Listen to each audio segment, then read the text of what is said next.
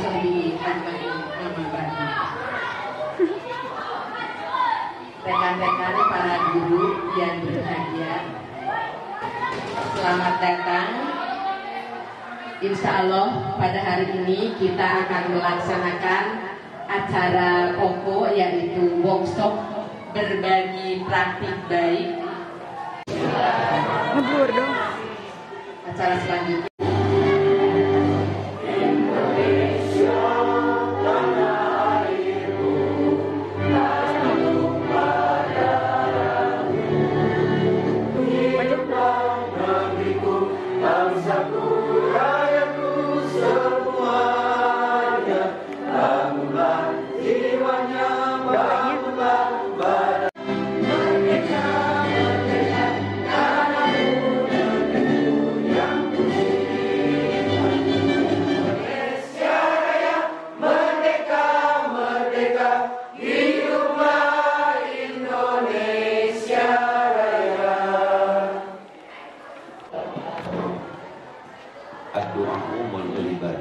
Doa itu adalah intinya ibadah.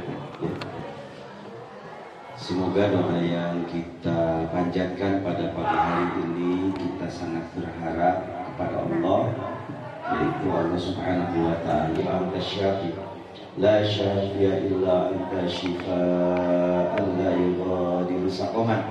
Allahumma rabban nas wa dhibal ba'si ishfi anta syafatihah. A'udzu billahi minasyaitonir rajim. Bismillahirrahmanirrahim. Alhamdulillahi rabbil alamin arrahmanir rahim maliki yaumiddin. Assalamualaikum warahmatullahi wabarakatuh. Alhamdulillahilladzi an'ama alaina bi. Yang ketiga, alhamdulillah upacara porsenik telah beres kita laksanakan tanpa ekses, sukses dibubarkan. Tok tok tok. Terima kasih.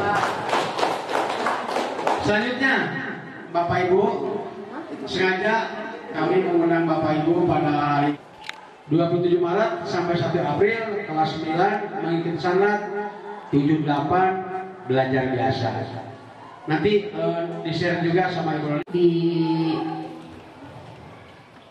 Ikinerja ini saya tayangkan ini yang sudah masuk. Bentar.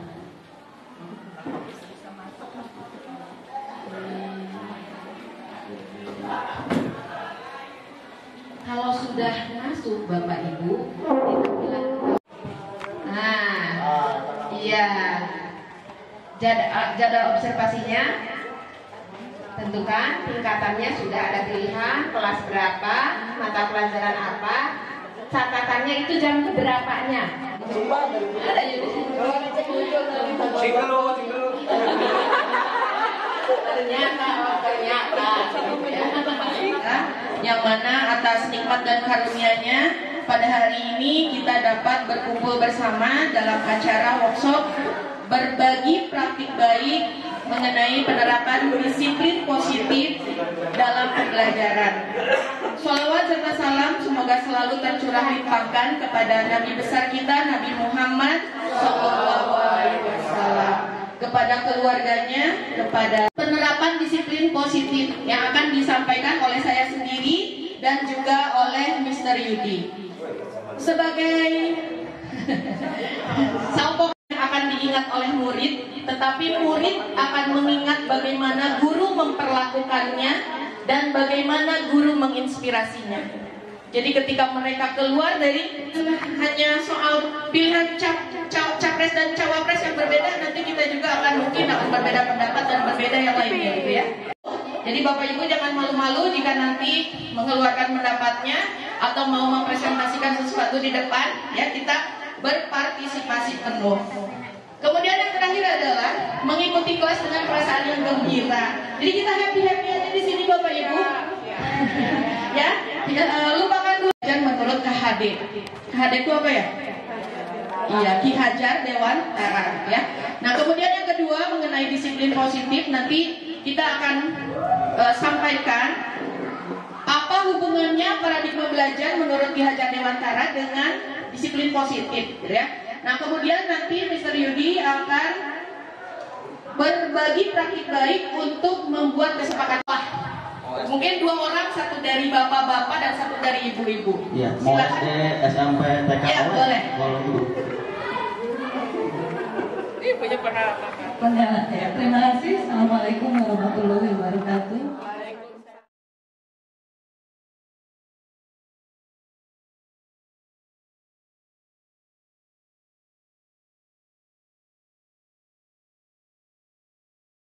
Sayalah yang dipanggil ke panggung. Dan seumur-umur ya pada waktu kelas 5 lah mulai saya dipanggil ke panggung sebagai ranking begitu. Itu pengalaman yang paling berharga. Mungkin ada ibu-ibu lagi. Mana ya? Aku di sekolah teringat waktu dulu waktu sampai saya tidak rankingnya, tidak pernah ranking, entah buat apa gitu ya. Entah buat apa si gurunya itu disuruh mengumpulkan silet oleh guru PKN.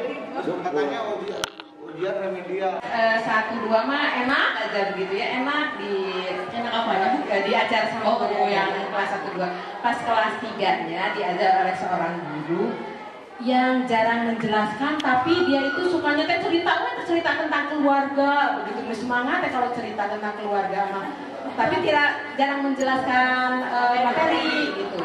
Terus suatu kali dia datang ke kelas, ternyata tidak mengajar, malah memberikan tugas menyelesaikan satu soal dari berbahasa Inggris. Itu soalnya itu ada saya mah rada-rada nakalnya tataros itu tataros mau di bahasa Indonesia nah. Tapi tetap bingung. Ternyata di belakang halamannya ya cekatan teanya ada kuncinya. Cuma kuncinya teh hasil akhir, tidak ada proses pengerjaannya.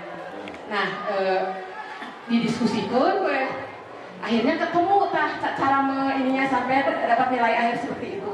Saya sampaikan ke guru tersebut.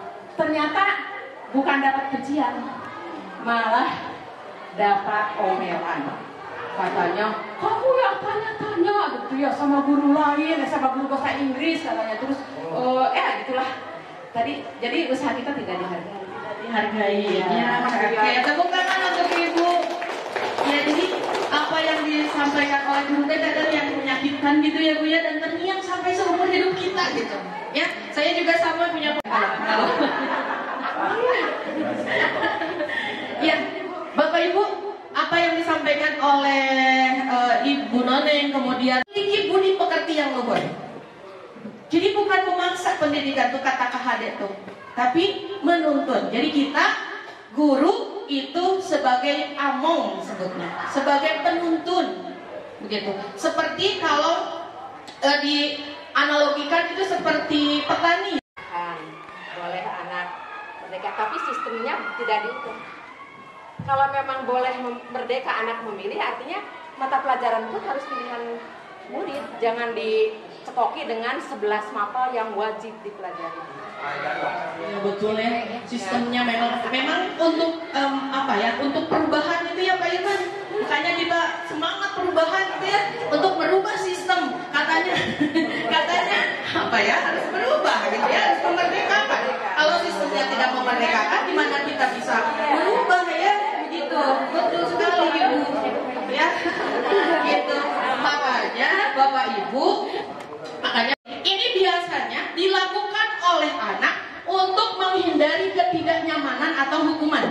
Jadi mereka melakukan itu teh karena untuk menghindari hukuman. Ya, gitu, itu ekstrinsi. Kemudian biasanya motivasi intrinsik ini untuk mendapatkan imbalan atau penghargaan, reward. Ya, kalau ada rewardnya nih, siapa yang bisa jawab nih dapat 10.000, itu ekstrinsik, gitu. Ya, seperti itu. Ya, nah sedangkan motivasi intrinsik atau internal ini biasanya dilakukan untuk menghargai diri sendiri dan orang lain yang datangnya dari dalam diri sebagai kontrol. Ya, sebagai kontrol diri. Kita kan yang mengontrol motivasi internal mah dari dalam diri kita gitu.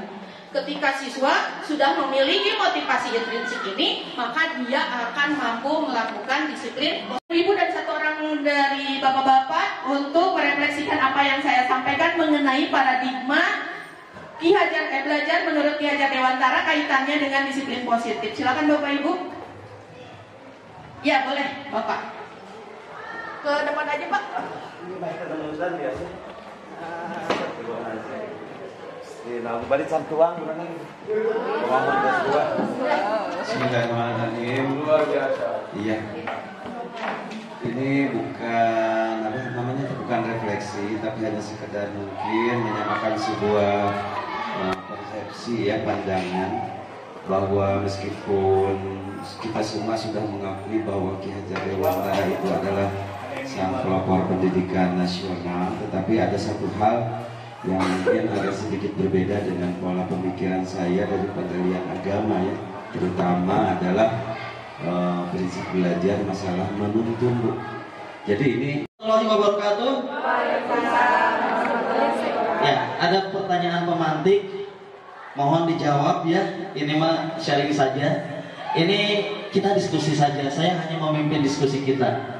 Mengapa kita memiliki peraturan tentang penggunaan helm pada saat mengendarai kendaraan roda 2 atau 2 motor? Nomor 1, ya. Untuk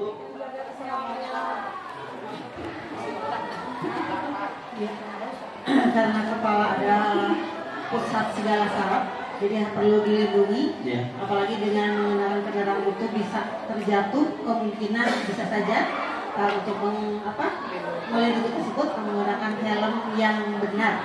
Ada peraturannya ya, Bu? Dalam undang-undang ada ya? Iya. Tapi masih saja ada yang tidak melaksanakan peraturan tersebut, mentaati peraturan tersebut ya? Pasti. Iya. Itulah. Setiap saat. Sebelah sana bisa yang jauh, sebelah sini Bapak. Oh, Penny katanya. Oke, boleh bertanya? Dari mana tuh, Penny? Cek.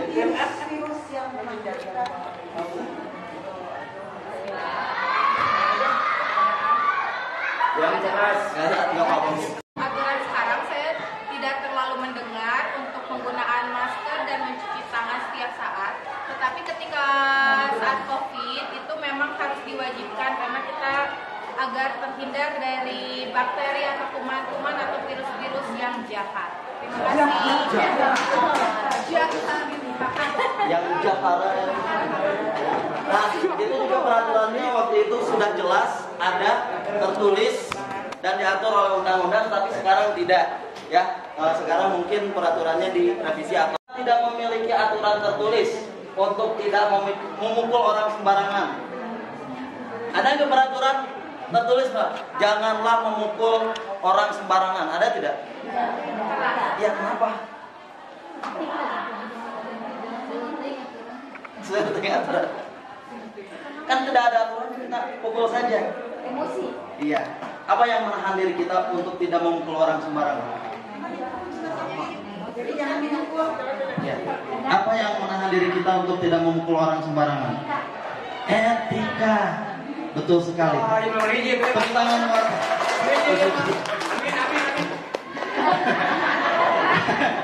Apakah beretikakah atau beradabkah ketika kita memukul orang sembarangan gitu?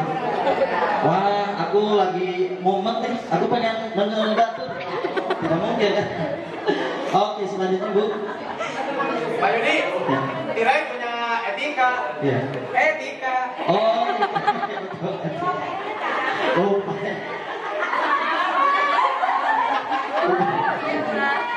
Oke. Sekarang kita explaining dulu ya. Ada kata otot. Paham? Kita latihan dulu sebelum gamesnya dimulai. Kata otong semuanya berdiri. Oke, kata otong semuanya tepuk 1 kali. Tepuk 2 kali. Nah, itu salah. Karena tidak ada kata otongnya. Sekarang duduk semuanya.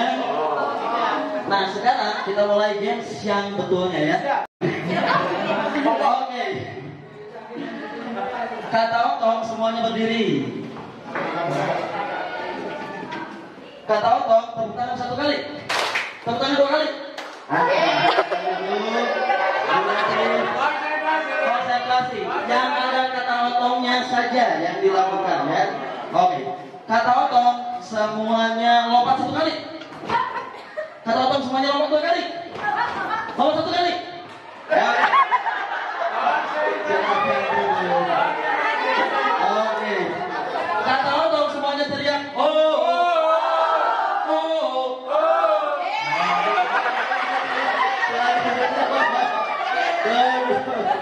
Silakan duduk. Selanjutnya, kata otong semuanya pegang kepala, semuanya pegang telinga. Sama. Pengawas. Oke, awasi. Tepuk tangan, silakan duduk.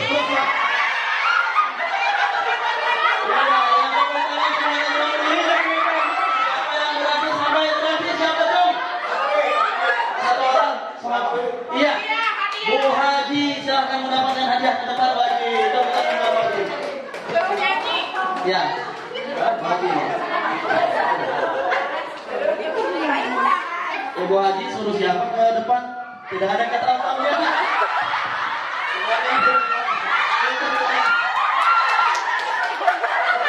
Alhamdulillah.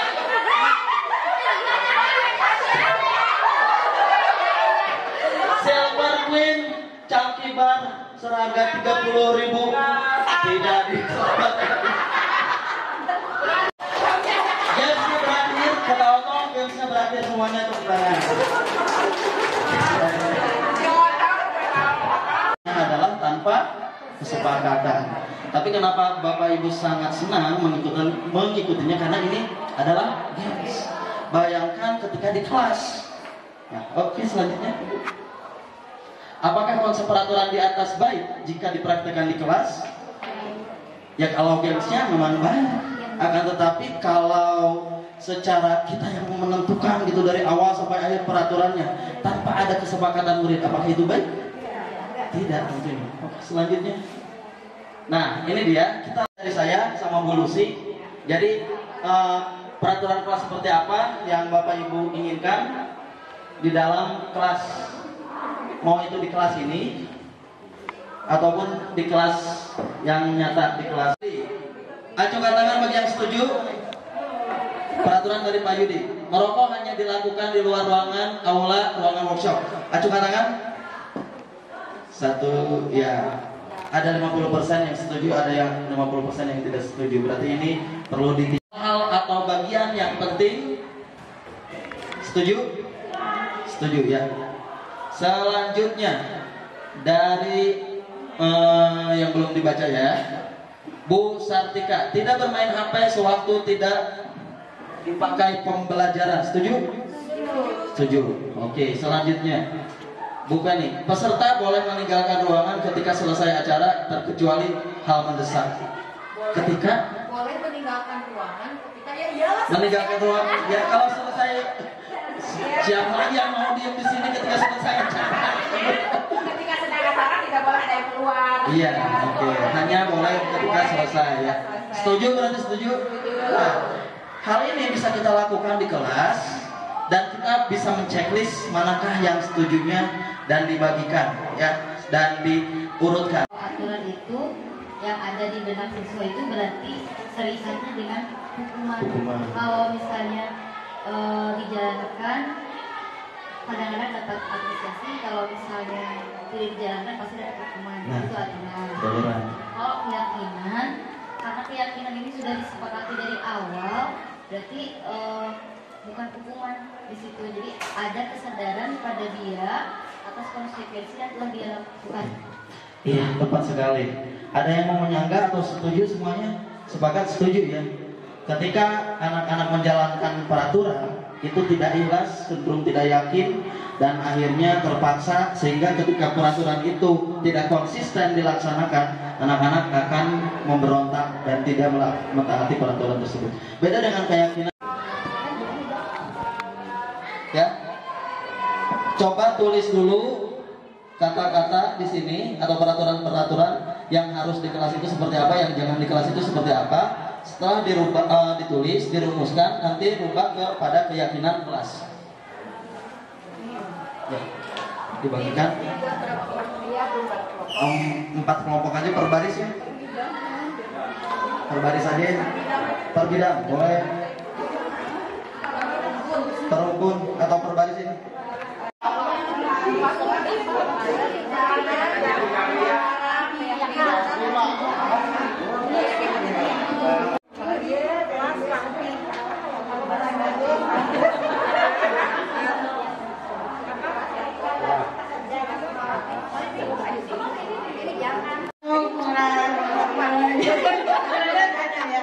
Oke, bismillahirrahmanirrahim. Mana di mana kelompok paling manja? Kelompok paling manja ada di Miss Manja. mana di mana kelompok paling manis? Kelompok paling manis ada di manis manja. Manis manja.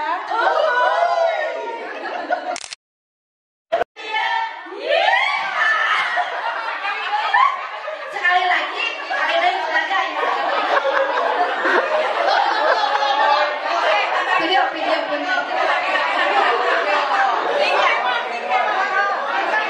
Benar video. Ya. 3, 2, 1, action. Kita kelompok dari Bringka.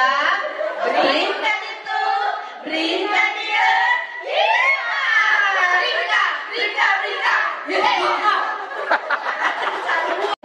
Baik, untuk yang kata jangan, ada beberapa kalimat yang ada kata jangannya untuk peraturan, yaitu jangan berbicara kasar atau jorok, jangan menggunakan HP saat pembelajaran, jangan mengganggu teman, dan jangan mengotori kelas. Teman salah satu bentuk bullying.